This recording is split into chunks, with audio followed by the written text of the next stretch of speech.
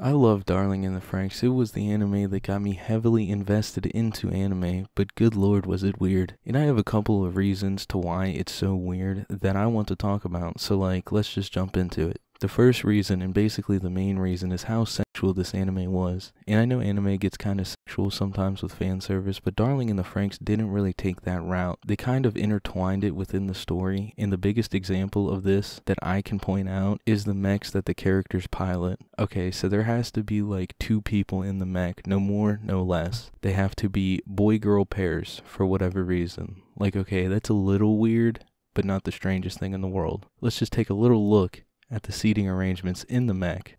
That's just a tad bit questionable. More than a tad bit, to be honest.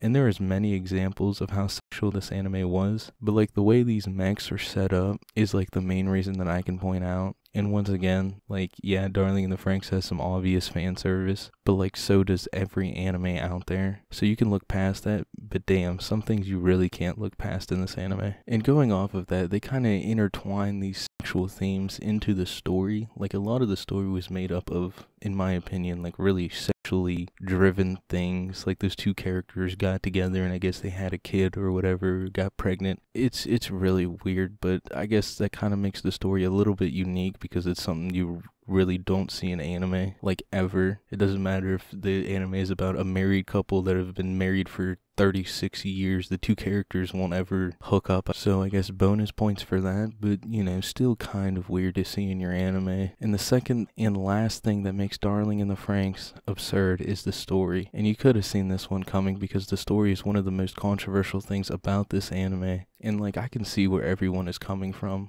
Shit went off the rails rapidly. At 1.02 turned into the fucking mech, and the pacing also went off the rails. Shit felt like it was being rushed at the end. The whole reincarnation thing. Darling in the Franxx really isn't your average anime, and that's probably why I liked it so much, and probably why I still, to this day, like it so much. It's definitely top 5 anime in my opinion. But damn it, you have to call it the things you enjoy, and fucking Darling in the Franxx was weird and extremely absurd. And yeah, that's pretty much it. All around, Darling in the Franxx is weird, but I like it, and I would suggest it to anybody who hasn't watched it yet. Thank you so much for watching this video. Let me know your thoughts on Darling in the Franxx down in the comments. Also check the description for all my links and more info on the anime, and don't forget to leave a like and subscribe. I'll see you in the next one.